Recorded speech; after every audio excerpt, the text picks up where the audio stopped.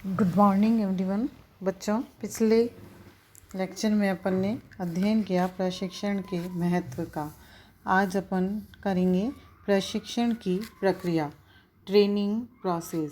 जैसे कि इस चार्ट में अपन देख रहे हैं कि प्रशिक्षण एक निश्चित प्रक्रिया से पूरा होता है।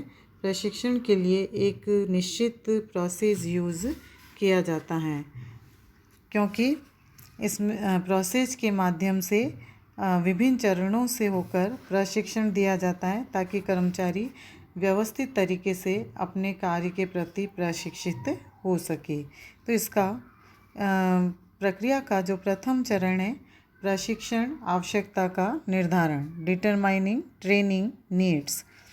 प्रशिक्षण प्रक्रिया के इस प्रथम चरण में प्रशिक्षण की आवश्यकता का निर्धारण किया जाता है। प्रशिक्षण की आवश्यकता द्वारा ही प्रशिक्षण कार्यक्रम के वास्तविक स्वरूप का निर्धारण हो सकता है।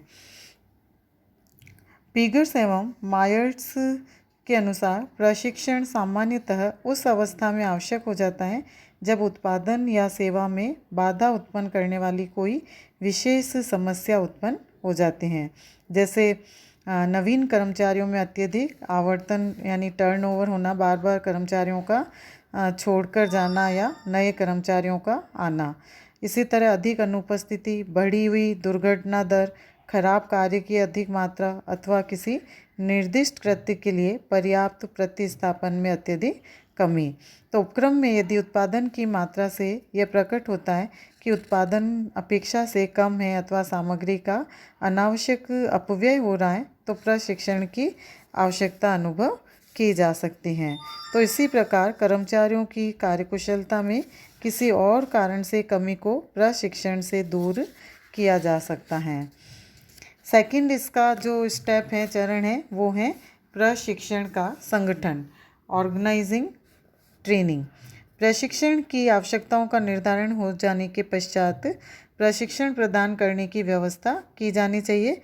इस चरण में प्रशिक्षण अधिकारी या निदेशक रेखा अधिकारियों के परामर्श से इन बातों को निश्चय करता है कि किनको प्रशिक्षित करना है, प्रशिक्षण कार्यक्रम की विषय वस्तु क्या होगी, प्रशिक्षकों का निर्धारण और प्रशिक्षण समय, काल तथा स्थान का निर्धारण।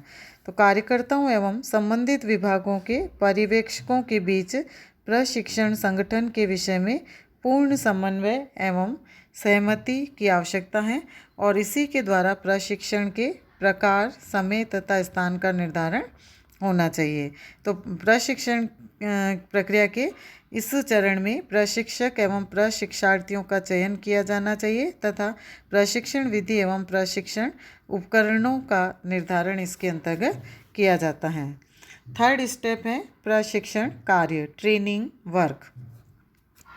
प्रशिक्षण कार्यक्रम के इस चरण में प्रशिक्षार्थियों को प्रशिक्षार्थियों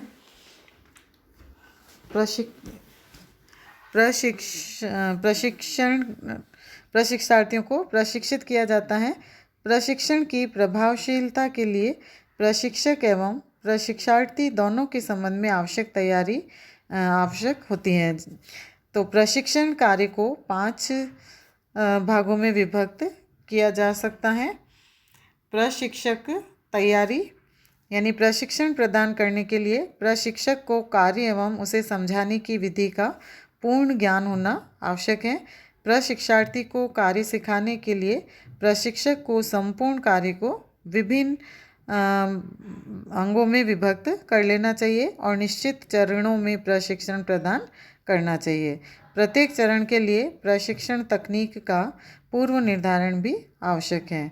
तो इस प्रकार से प्रशिक्षक को यह देखना होता है कि प्रशिक्षण के समय आवश्यक सामग्री, उपकरण आदि प्रशिक्षण स्थान पर उपलब्ध हैं या नहीं। फिर इसमें प्रशिक्षार्थी की तैयारी।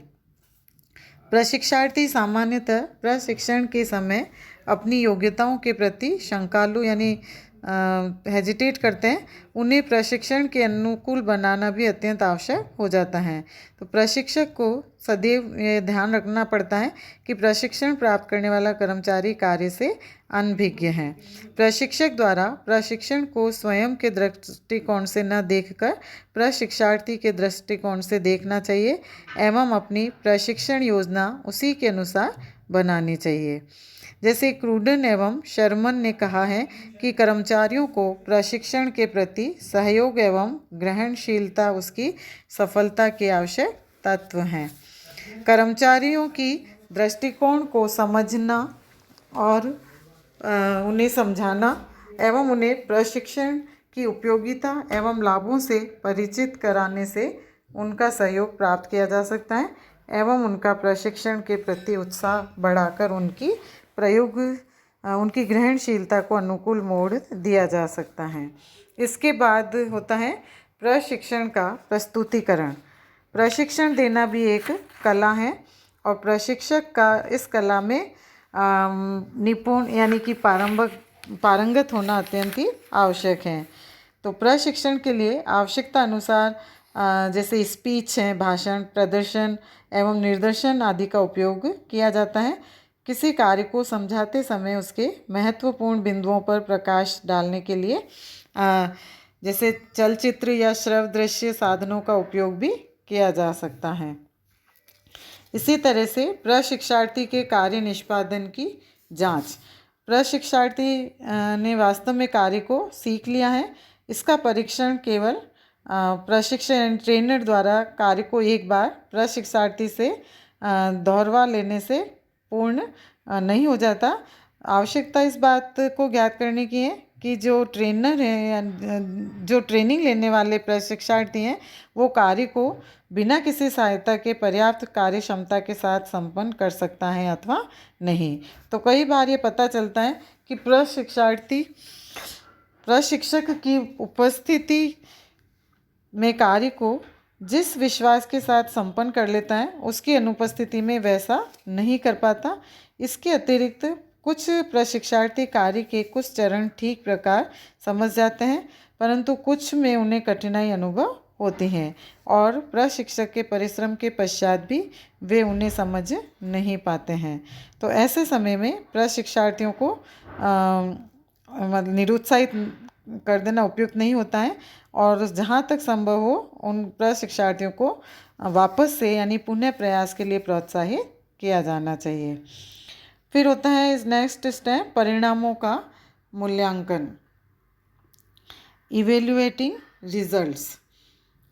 प्रशिक्षण कार्यक्रम के अंतिम चरण में कार्यक्रम का मूल्यांकन किया जाता है। यह चरण परिणामों से उद्देश्यों एवं आवश्यकता के तुलनात्मक अध्ययन से संबंधित है। प्रशिक्षण के उत्पादन, आवर्तन, अनुपस्थिति, दुर्घटना, कर्मचारी मनोबल आदि पर प्रभाव के द्वारा प्रशिक्षण कार्यक्रम के परिणामों का मूल्यांकन किया जा सकता है। तो इस प्रकार से परिणामों के मूल्यांकन द्वारा प्रशिक्षण कार्यक्रम के जो कमियां रह गई हैं तो उसमें सुधार की आवश्यकता और दिशा पर प्रकाश पड़ता है और इसके आधार पर प्रशिक्षण कार्यक्रम में आवश्यक सुधार और संशोधन किए जा सकते हैं। तो इस प्रकार से ये विभिन्न चरणों के अंतर्गत प्रशिक्षण की इस प्रक्रिया को पूरा किया जा सकता है और इस प्रक्रिया से होकर एक प्रभावशाली प्रशिक्षण कर्मचारियों को प्रदान किया जाता है। Thank you.